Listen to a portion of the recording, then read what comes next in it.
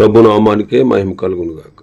కూడి వచ్చిన మీ అందరికీ, కర్మిల ఆత్మీయ సహవాస సంఘ విశ్వాసులందరికీ మన ప్రభువును ఆయన ప్రియ కుమారుడునైన యేసుక్రీస్తు వారి శ్రేష్టమైన నామలో శుభములు మరియు అందరికీ వందనాలు. యెహెజ్కేలు గ్రంథం 33వ అధ్యాయాన్ని మనం ధ్యానం చేసుకుందాం. యెహెజ్కేలు గ్రంథం 33వ అధ్యాయం 33వ అధ్యాయం నుండి 48వ అధ్యాయం వరకు ఇశ్రాయేలీలపై దేవుని ఆశీర్వాదాలు మనం చూస్తాం. మొదటి భాగంలోనేమో 1 నుంచి 24 అధ్యాయాల్లో ఇశ్రాయేలీలు తమ పాపముల నిమిత్తం తీర్పు పొందడం మనం చూసాం.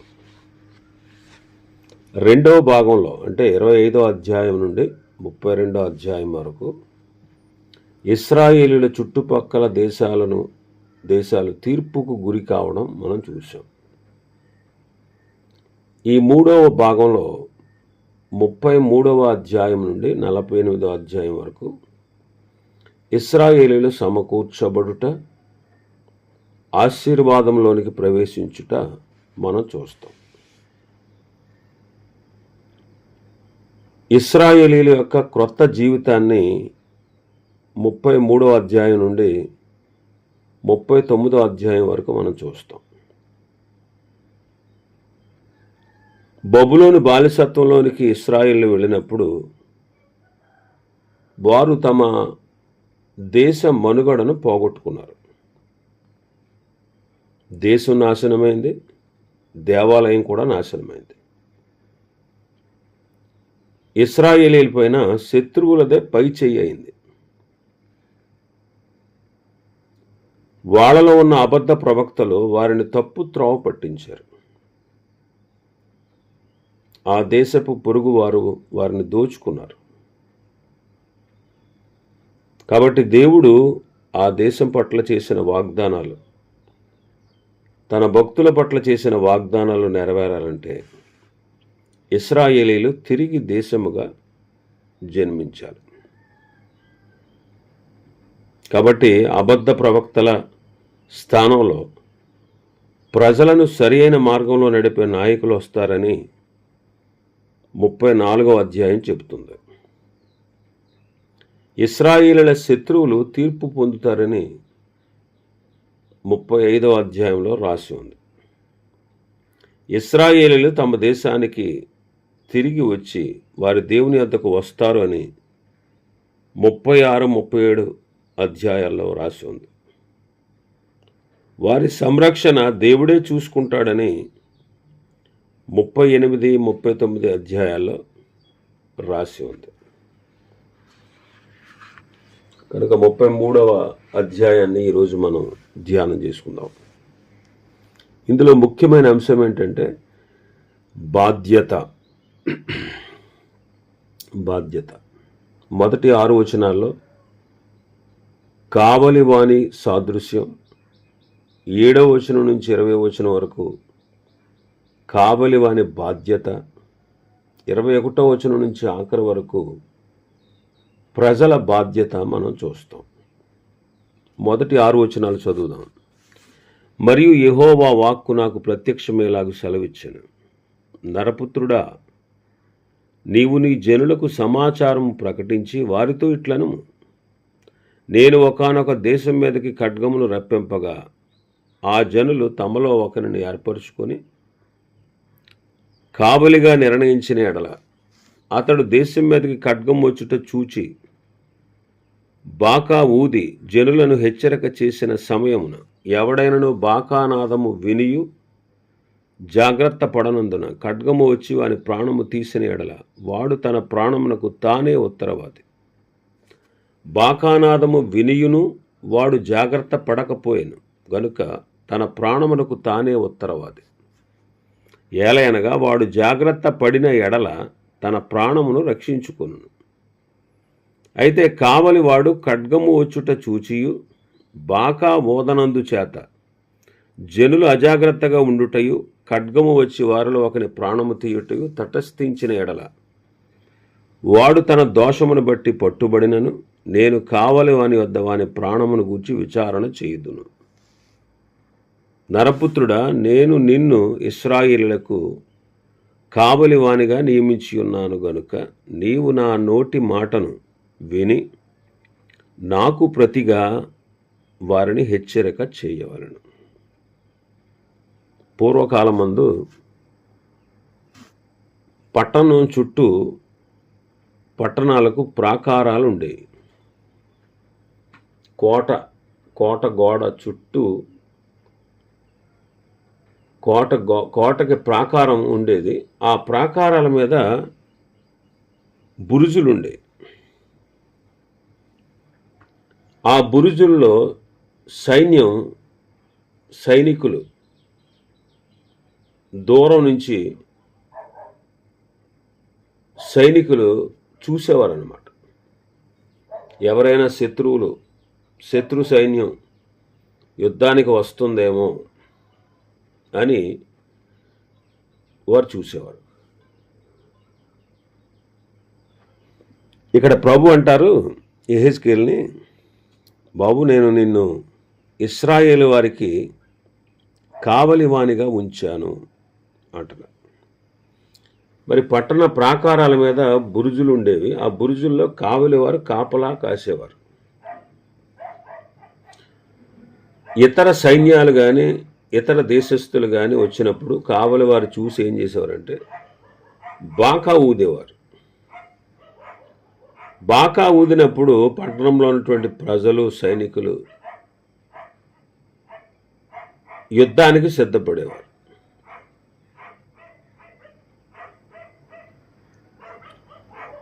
ఆయన ఏమంటున్నారంటే ఈ వచనాల్లో, ఒకానొక దేశం మీదకి నేను ఖడ్గాన్ని రప్పించగా జనులు తమలో ఒకరిని ఏర్పరచుకుని కావలిగా నిర్ణయిస్తే అతడు దేశం మీదకి ఖడ్గం రావడం చూసి బాకా ఊది జనులను హెచ్చరిక చేసిన సమయంలో ఎవడైనను బాకానాదము విని జాగ్రత్త పడకపోతే ఖడ్గము వచ్చి వారి ప్రాణాన్ని తీస్తుంది. వాడు తన ప్రాణమునకు తానే ఉత్తరవాది. ఎందుకంటే బాకానాదం విన్నాడు కానీ వాడు జాగ్రత్త పడలేదు కనుక తన ప్రాణమునకు తానే ఉత్తరవాది. ఒకవేళ వాడు జాగ్రత్త పడితే తన ప్రాణాన్ని రక్షించుకుంటాడు. అయితే కావలివాడు ఖడ్గము వచ్చుట చూచి కూడా బాకా ఊదలేదనుకోండి, బాకా ఊదనప్పుడు జనులు అజాగ్రత్తగా ఉంటారు. ఖడ్గం వచ్చి వారిలో ఒకడి ప్రాణాన్ని తీస్తే వాడు తన దోషాన్ని బట్టి పట్టుబడినా నేను కావలి వాని వద్ద వాని ప్రాణమును గూర్చి విచారణ చేస్తాను. నరపుత్రుడా, నేను నిన్ను ఇశ్రాయేలు వారికి కావలి వానిగా నియమించాను అంటున్నాడు.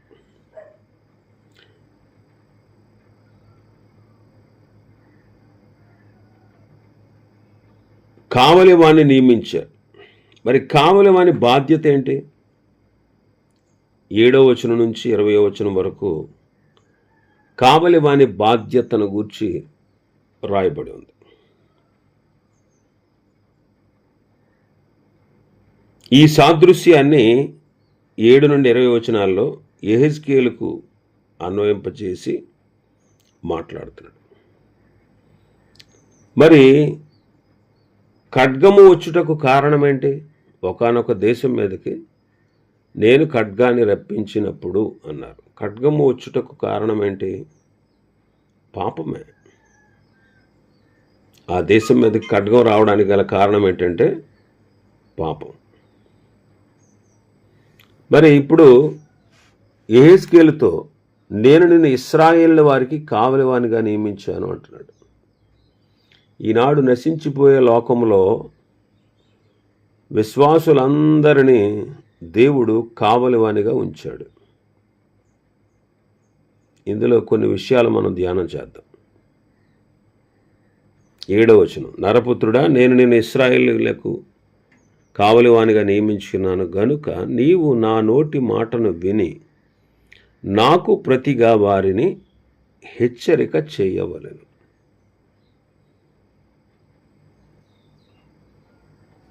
ఏడవ వచనంలో ఆ మాట ఉంది.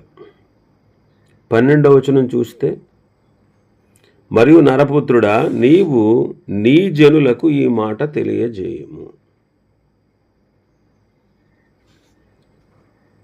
17వ వచనం చదువుదాం మన భాగంలోనే. అయినను నీ జనులు యెహోవా మార్గము న్యాయము కాదని అనుకొందురు. 30వ వచనం చదువుదాం. మరియు నరపుత్రుడా, నీ జనుల గోడ దగ్గరను ఇంటి ద్వారముల యందును నిలువబడి నిన్ను గూర్చి మాట్లాడుదురు.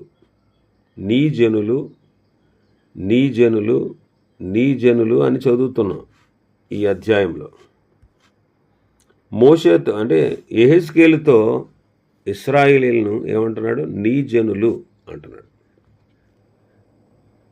దేవుడు మోషేతో కూడా నీ జనులు అన్నాడు. మోషేతో కూడా నీ జనులు, నీ జనులు చెడిపోయారు అంటాడు. అలాగే దానియేలు గ్రంథంలో కూడా మనం చదువుతాం నీ జనులు అని. అపొస్తలుడైన పౌలు గారు కూడా నాకు బహు దుఃఖమును మానని వేదనయు కలవు, దేహ సంబంధులైన నా సహోదరుల నిమిత్తము క్రీస్తు నుండి వేరే శాపగ్రస్తుడనే ఉండకూడదును అంటాడు రోమాపత్రిక 9వ అధ్యాయంలో. నా సహోదరుల నిమిత్తము క్రీస్తు నుండి వేరే శాపగ్రస్తుడనే ఉండకూడతానంటాడు. శాపగ్రస్తుడు ఎక్కడికి వెళ్తాడు? నరకానికి వెళ్తాడు. పౌలు చెప్పిన భావం ఏంటంటే, నేను నరకానికి వెళ్ళవలసి వచ్చినా సరే నా ప్రజలు నరకానికి వెళ్ళడం అనేది నేను భరించలేను అంటున్నాడు. మోషే గారు కూడా ఇశ్రాయేలీల పాపమును చూసి, అంటే వారు చేసిన పాపాన్ని గూర్చి అదంతా చూసి ప్రభు దగ్గరికి వెళ్ళి, అయ్యో ఈ ప్రజలు గొప్ప పాపం చేశారయ్యా, వారి పాపాలు పరిహరించుము, వారి పాపములు పరిహరించితివా సరి, లేకపోతే నీవు రాసిన నీ గ్రంథములో నుండి నా పేరు తుడిచివేయము అంటారు. నిర్గమకాండం 32వ అధ్యాయం 31, 32 వచనాలు. మరి దేవుని గ్రంథంలో పేరు లేకపోతే ఎక్కడికి వెళ్తాం? అగ్నిగుండంలోకి వెళ్తాం.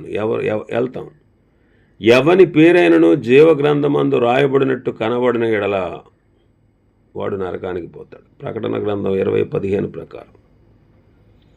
మోషే చెప్పిన దానిలో భావం ఏంటంటే, నేను నరకమునకు వెళ్ళవలసి వచ్చినా సరే నా ప్రజల పాపమును పరిహరించకపోతే నేను భరించలేను, నా ప్రజల పాపాలని పరిహరించవలసిందే అని మాట్లాడుతున్నాడు. అందుకే రోమపత్రిక 1వ అధ్యాయం 14-15 వచనాల్లో పౌలు గారు అంటారు, జ్ఞానులకును మూఢులకును నేను రుణస్తులను కాగా నా వలనైనంత మట్టుకు మీ అందరికీ సువార్త ప్రకటించుచున్నాను అంటారు. పౌలు ఒక్కరే కాదండి, ఈనాడు మనమందరం కూడా రుణస్థులమే. ఆ రుణము తీరాలి అంటే ఆ తీరే విధానం ఏంటంటే సువార్త ప్రకటించుట. సువార్త ప్రకటించుట ద్వారానే మన రుణం తీరుతుంది. 7వ వచనంలో మనం మరొకసారి చదివితే, నరపుత్రుడా, నేను ఇశ్రాయేలు కావలవనిగా నియమించున్నాను గనుక నీవు నా నోటి మాటను విని నాకు ప్రతిగా వానిని హెచ్చరించవలెను. ఇర్మియాతో కూడా దేవుడు ఇదే మాట చెప్పాడు. నేను నీకు ఆజ్ఞాపించిన దానిని నీవు వారికి తెలియజేయము, వాటిలో ఒక్క మాట అయినా సరే చెప్పకుండా విడిచిపెట్టకూడదు అంటాడు. వాటిలో ఒక్క మాట అయినా సరే చెప్పకుండా విడిచిపెట్టకూడదు. ఇర్మియా గ్రంథం 26వ అధ్యాయం 2వ వచనం, యెహోవా ఆజ్ఞ ఇచ్చినదేమనగా, నీవు యెహోవా మందిరావరణంలో నిలిచి నేను నీకు ఆజ్ఞాపించే మాటలన్నిటినీ యెహోవా మందిరములో ఆరాధించుటకై వచ్చి యోధా పట్టణస్థులందరికీ ప్రకటింపు. వాటిలో ఒక మాట అయినను చెప్పక విడవకూడదు.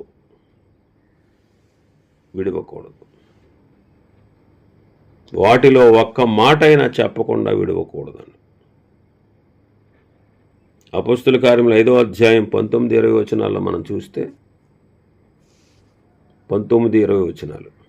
అయితే ప్రభు దూత రాత్రివేళ ఆ చెరసాల తలుపులు తీసి వారిని వెలుపలికి తీసుకుని వచ్చి, మీరు వెళ్ళి దేవాలయంలో నిలువబడి ఈ జీవమును గూర్చిన మాటలన్నీ ప్రజలతో చెప్పుడని వారితో అనెను.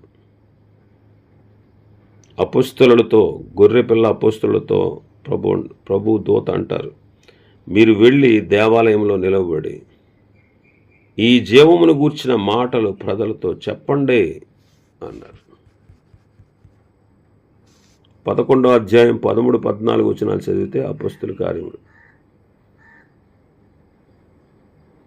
13-14.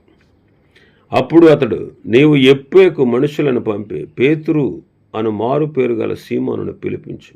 నీవును నీ ఇంటి వారును ఏ మాటల వలన రక్షణ పొందుదురో ఆ మాటలు అతడు నీతో చెప్పునని తన ఇంట నిలిచి తనతో చెప్పిన ఒక దేవదూతను చూచిన సంగతి మాకు తెలిపాను. దేవుని దూత కొర్నేలితో అంటున్నాడు, పేతురు అని మారు పేరు గల సీమోను పిలిపించు.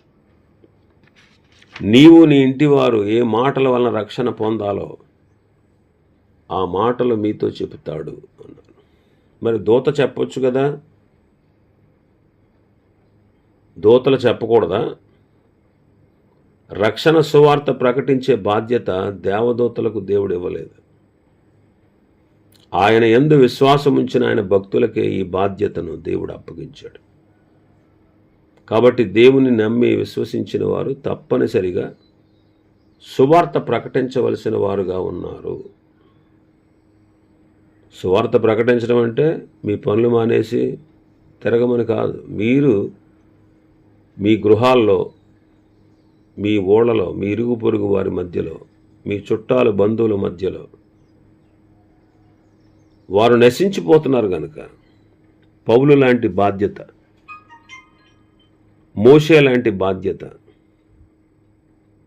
భక్తులు తీసుకున్నటువంటి బాధ్యత లాంటి బాధ్యత మనం కూడా, అపోస్తలుడైన పౌలు లాంటి బాధ్యత మనం తీసుకుని తప్పనిసరిగా వారికి సువార్త ప్రకటింప చేయాలి. క్రీస్తును గూర్చిన వార్త వారికి మనం తెలియపరచాలి. మరి ఎందుకు చెప్పాలి? మన భాగంలోకి వస్తే 8వ వచనం, ఎందుకు చెప్పాలి? దుర్మార్గుడా, నీవు నిశ్చయముగా మరణము నొందుదు అనే దుర్మార్గునికి నేను సెలవీయగా అతడు తన దుర్మార్గతను విడిచి జాగ్రత్త పడినట్లు నీవు ఆ దుర్మార్గునికి నా మాట తెలియజేయని ఎడల ఆ దుర్మార్గుడు తన దోషమును బట్టి మరణము నొందును గాని అతని ప్రాణమును గూర్చి నేను విచారణ చేయదు. అయితే దుర్మార్గుడు తన దుర్మార్గతను విడువవలనని నీవు అతన్ని హెచ్చరిక చేయగా అతడు తన దుర్మార్గతను విడువని ఎడల అతడు తన దోషమును బట్టి మరణం నొందును గాని నీవు నీ ప్రాణమును దక్కించుకొందువు. ఎందుకు చెప్పాలి అంటే, దుర్మార్గులు తమ దుర్మార్గతను విడిచి జాగ్రత్త పడినట్లు. ఈనాడు కూడా మనుష్యులందరూ రక్షణ పొంది సత్యమును గూర్చిన అనుభవ జ్ఞానము కలిగి ఉండాలని దేవుడు కోరుతున్నాడు. అందుకే అందరి కొరకు విమోచన క్రయధనముగా ప్రభువైన యేసుక్రీస్తు వారు మన కొరకు తన్ను తాను అప్పగించుకున్నారు. కాబట్టి అనేకులు క్రీస్తునందు విశ్వాసం ఉంచులాగున మనం బోధించాలి. అపోస్తుల కార్యములు 14వ అధ్యాయం 1వ వచనం చదివితే, ఈ కొనియలో జరిగినదేమనగా వారు కూడి యూదుల సమాజ మందిరంలో ప్రవేశించి తేటగా బోధించినందున అనేకులు యూదులను గ్రీసు దేశస్థులను విశ్వసించిరి. ఇక మన భాగంలోకి వస్తే 8-9 వచనాలు. 8-9 వచనం, ప్రవక్త తన పూచి నెరవేర్చుట వలన దుర్మార్గుడికి రక్షణకరంగా ఉంటాడు. దుర్మార్గుడా, నీవు నిశ్చయముగా మరణము నొందుతావని దుర్మార్గుడుకు నేను సెలవీయగా నీవు వెళ్ళి చెప్పాలి. అతడు ఆ దుర్మార్గతను విడిచి జాగ్రత్త పడినట్లు ఆ మాటలు అతనికి తెలియచేయాలి. తెలియచేయని పక్షమున ఆ దుర్మార్గుడు తన దోషాన్ని బట్టి మరణం పొందుతాడు గాని అతని ప్రాణమునకు నిన్ను ఉత్తరవాదిగా ఎంచుదును. నీవు ప్రకటించావు ఆ దుర్మార్గుడికి. ఒకవేళ ప్రకటించినా సరే వాడు ఆ దుర్మార్గతను విడవకపోతే అతడు తన దోషమును బట్టి మరణం పొందుతాడు కానీ నీవు తప్పించుకుంటావు. అందుకే యెషయా భక్తుడు అంటాడు 62వ అధ్యాయంలో, యెహోవా జ్ఞాపకర్తలారా విశ్రమింపకుడి, ఆయన యెరూషలేమును స్థాపించు వరకు, లోకమందంతటా దాన్ని ప్రసిద్ధి కలుగజేయు వరకు ఆయనను విశ్రమింపనీయకుడి అంటాడు. కాబట్టి ఇది ప్రార్థనా జీవితాన్ని సూచిస్తూ ఉంది. యెరూషలేమును లోకమంతటా ప్రసిద్ధి చేసే వరకు అంటే ఇది మెస్సయ రాజ్యాన్ని సూచిస్తూ ఉంది. ఒకానొక దినాన ఆయనే సర్వలోకానికి రాజుగా ఉంటాడు. యెరూషలేములో ఆయన సింహాసనం ఉంటుంది. అప్పుడే యెరూషలేము లోకమందంతటా ప్రసిద్ధిగా ఉంటుంది. ఇప్పుడు ఆత్మీయంగా చూస్తే యెరూషలేము సంఘానికి సూచన. లోకమంతటా సంఘం స్థాపించబడాలి. ఆయన విశ్రమింపనీయకూడదు. ప్రార్థనలో ఎల్లప్పుడూ పోరాడుతూ ఉండాలి. మౌనంగా ఉండక మనం సువార్త ప్రకటించాలి. పౌలు గారు ఇలాగ సువార్త ప్రకటించి, మీలో ఎవరిని నాశనము విషయమైనను నేను దోషిని కాను, దేవుని సంకల్పమంతయు మీకు తెలుపకుండా నేనేమీ దాచుకోలేదు, ఇంటింటా తెలియజేశాను, కన్నీళ్లు విడిచి ప్రతి మనుషునికి మానక బుద్ధి చెప్పానని పౌలు గారు అపొస్తలుల కార్యములు 20వ అధ్యాయంలో చెప్తారు. పౌలు గారు చెప్పినట్లుగా మనం చెప్పగలమా? ఆయన ప్రకటించేవాడు కాబట్టే, ప్రకటించాడు కనుకనే నేను నిర్దోషిని అంటాడు. నేను నిర్దోషిని అంటాడు. మనం కూడా సువార్త ప్రకటించాలి. అలాగే అదే సమయంలో సువార్తకు తగినట్లుగా మనం ప్రవర్తించాలి. సువార్త ప్రకటించడమే కాదు, సువార్తకు తగినట్లుగా ప్రకటించాలి. సువార్తకు ప్రకటించినట్లుగా మనం తగినట్లుగా నడవకపోతే ఎవరు నమ్మరు. కాబట్టి నమ్మని వారికి నాశనం, మనకు రక్షణ కలుగుద్ది. కానీ వారిని గూర్చి ప్రభు మనల్ని ఉత్తరవాదిగా ఎంచుతాడు. మరి సువార్త ప్రకటించిన ఎడల మనము మన బాధ్యతను నెరవేర్చేవారుగా ఉంటాం. ప్రకటించకపోతే మనము దేవునికి జవాబుదారులుగా ఉంటాం. పౌలు గారు అంటారు, క్రీస్తు నామం ఎరగని చోట్లను సువార్త ప్రకటించాలని మిక్కిలి ఆశ గలవాడనే ఉండి ప్రకటిస్తున్నాను అంటాడు. కాబట్టి ఈనాడు మనం ఎలా పనిచేస్తున్నాం? అనేకుల రక్షణ కోర్చి మనము దేవునికి జవాబుదారులమే ఉన్నాం. ఎంతసేపు లోకం, శరీరాశులు, నేత్రాశులు, జీవపు డంబం, మనం నేను నా అంటూ స్వార్థం కొరకే బ్రతుకుతున్నాం. అనేకుల రక్షణ గూర్చి మనం ఏం ప్రయాసపడుతున్నాం? మనం జవాబుదారులు. సువార్త ప్రకటించితే మనము జవాబుదారులము కాము. కనుక మన వల్లనైనంత మట్టుకు సువార్తను విధిగా మనం ప్రకటన చేయాలి. సామెతల గ్రంథకర్త అదే అంటాడు. సామెతల గ్రంథం 24వ అధ్యాయం 11-12 వచనాలు. చావునకై పట్టబడిన వారిని నీవు తప్పించుము, నాశనమందు పడుటకు జోగుచున్న వారిని నీవు రక్షింపవా? ఈ సంగతి మాకు తెలియదు అని మనం అనుకుంటే, హృదయములను శోధించువాడు నీ మాటను గ్రహించును కదా, నిన్ను కనిపెట్టువాడు దానిని ఎరుగును కదా. నరులకు వారి వారి పనులను బట్టి ఆయన ప్రతీకారము చేయును కదా. కాబట్టి నాశనమందుకు జోగుచున్న వారిని మనం ఏం చేయాలి? రక్షించాలి. కాబట్టి నశించి వారి విషయంలో మనము దేవునికి జవాబుదారులమై ఉన్నాము కనుక తప్పనిసరిగా సువార్త ప్రకటించాలి. ప్లస్ సువార్తకు తగినట్టుగా మన నడవడిక ఉండాలి. ఇంకా మనం చూస్తే ఎందుకు వాళ్ళకి ప్రకటించాలి? ప్రజలు నిరుత్సాహ స్థితిలో పడి ఉన్నారు కాబట్టి చెప్పాలి. మన భాగంలోకి వస్తే 10వ వచనం, నరపుత్రుడా, ఇశ్రాయేలుకి మాట ప్రకటింపు. మా పాప దోషములు మా మీద పడి ఉన్నవి, వాటి వలన మేము క్షీణించుచున్నాము.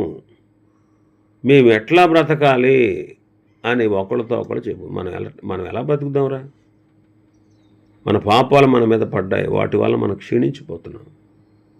మనం ఎలా బ్రతకాలి అని నిరుత్సాహంలో ఉన్నారు.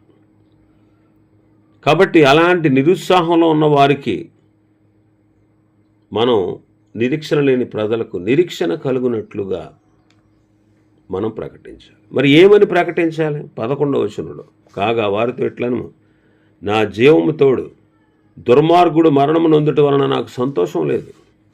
దుర్మార్గుడు తన దుర్మార్గత నుండి మరలి బ్రతుకుట వలన నాకు సంతోషము కలుగును. కాబట్టి ఇశ్రాయేలులారా, మనసు త్రిప్పుకోండి. మీ దుర్మార్గత నుండి మరలి మనసు తిప్పుకోండి. మీరెందుకు మరణము నొందుదురు? ఇదే ప్రభువు యెహోవా వాక్కు. ఏం చెప్పాలి వాళ్ళతో? ఏమని ప్రకటించాలంటే, దుర్మార్గుడు మరణం పొందుట వలన నాకు సంతోషం లేదు. దుర్మార్గుడు తన దుర్మార్గతను విడిచి బ్రతుకుట వలన నాకు సంతోషం కలుగుద్ది. కాబట్టి ఇశ్రాయేలులారా, మనసు తిప్పుకోండి. మీరు దేవుడైన యెహోవా వైపు తిరిగిన ఎడల ఆయన జాలి పడతాడు. మీ దుర్మార్గతను మరలుకోండి, మనసు త్రిప్పుకోండి. అప్పుడు మీరు మరణం పొందాల్సిన అవసరం లేదు. ఒకవేళ దేవుని వైపు వాళ్ళు తిరిగితే ఆయన వారిని బహుగా క్షమిస్తాడు, వారి యందు జాలి పడతాడు.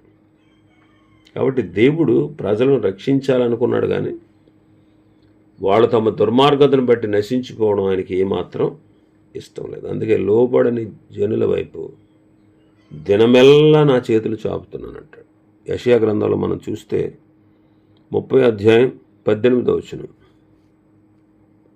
కావున మీ యందు దయచూపవలనని యెహోవా ఆలస్యము చేయుచున్నాడు, మిమ్మల్ని కరుణింపవలనని ఆయన నిలువబడి ఉన్నాడు. దయచూపాలని, కరుణించాలని ఆయన నిలిచి ఉన్నాడు. 65వ అధ్యాయంలో చూస్తే, యెషయా గ్రంథం 65వ అధ్యాయం 2వ వచనం, తమ ఆలోచనలను అనుసరించి చెడు మార్గమును నడుచుకొనుచు లోబడనల్లని ప్రజల వైపు దినమంతయు ఆయన తన చేతులు చాపుతున్నాడు. కాబట్టి దేవుడు తన ప్రజలను రక్షించాలని కోరిక కలిగి ఉన్నాడు. ప్రజల వైపు ఆయన తన చెయ్యి చాచి ఉన్నాడు.